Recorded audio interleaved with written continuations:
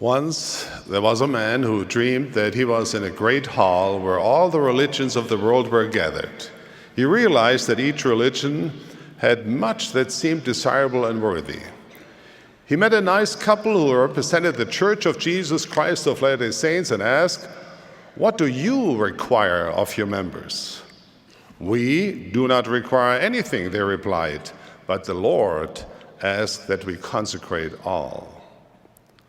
The couple went on to explain about church callings, home and visiting teaching, full-time missions, weekly family home evenings, temple work, welfare and humanitarian service, and assignments to teach. "Do you pay your people for all the work they do?" the man asked. "Oh no," the couple explained. "They offer their time freely." Also, the couple continued, "Every 6 months, our church members spend a weekend attending or watching 10 hours of general conference." 10 hours of people giving talks, the man wondered. "What about your weekly church services? How long are they?" 3 hours every Sunday." "Oh my," the man said.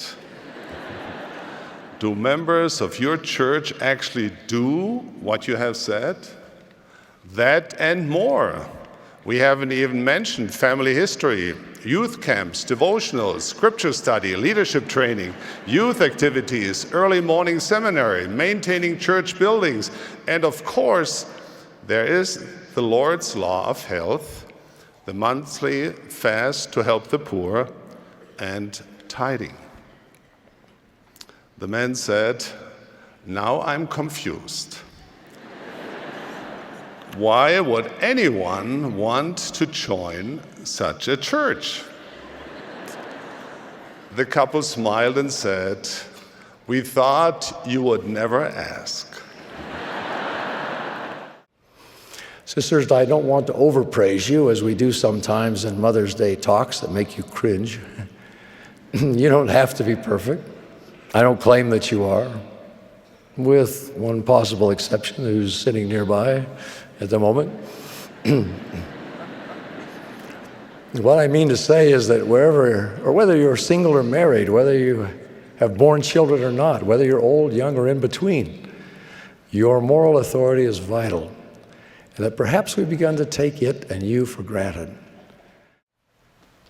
Several years ago, I needed to speak to the wife of one of the bishops in our stake, so I called their home.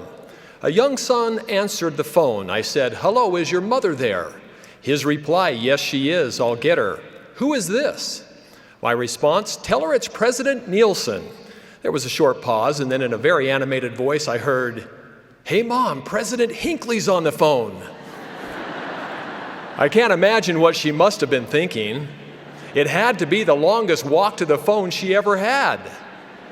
The thought did cross my mind, should I?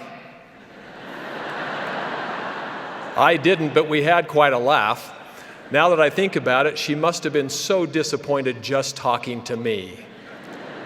What would you do if the prophet of the Lord really called you? Well, he has.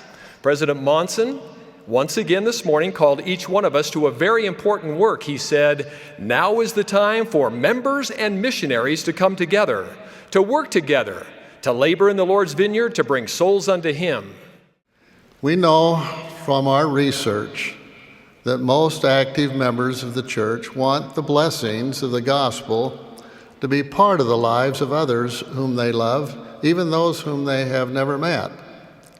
But we also know that many members hesitate to do missionary work and share the gospel for two basic reasons. The first one is fear. Many members don't even pray for opportunities to share the gospel, fearing that they might receive divine promptings to do something they think they're not capable of doing. Most of us, at one time or another, have been in a situation that was new to us, where we felt strange and insecure. This situation happened in our family about 5 years ago, after President Monson extended the call to me to serve as the general authority of the church. This call necessitated our family's move from the beautiful place we had enjoyed for more than 2 decades. My wife and I still remember the instant reaction of our children when they learned about the change. Our 16-year-old son exclaimed, "It is not a problem at all. You may go. I will stay." He then quickly resolved to accompany us and faithfully embraced this new opportunity in his life. What a beautiful sight that is, to be among you priesthood holders here in the conference center and with all those around the globe. It's an honor and privilege and joy to be counted among you.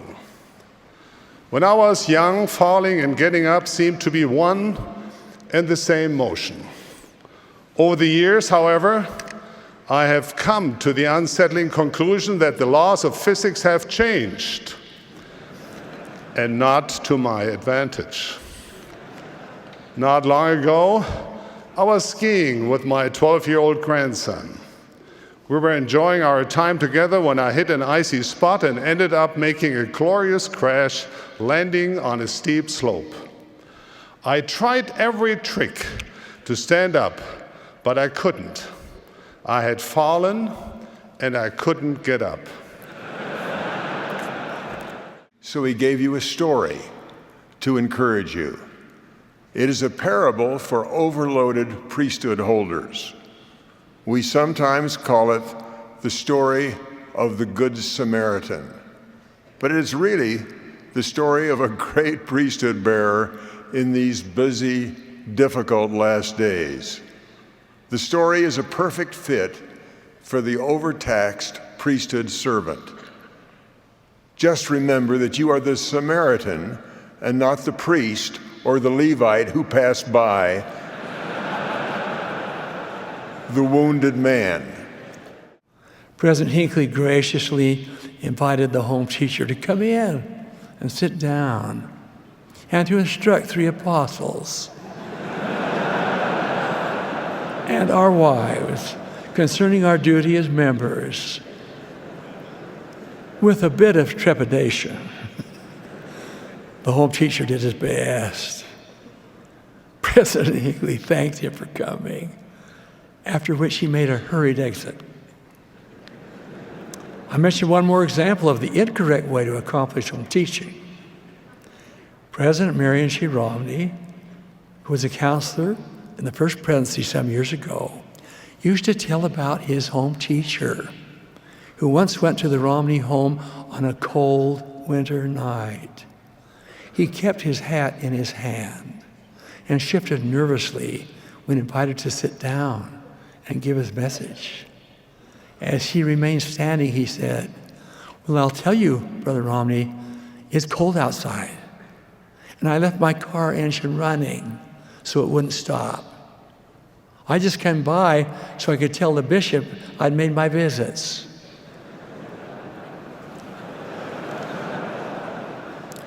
President Ezra Taft Benson, after relating President Romney's experience in a meeting of priesthood holders, then said, "We can do better than that, brethren.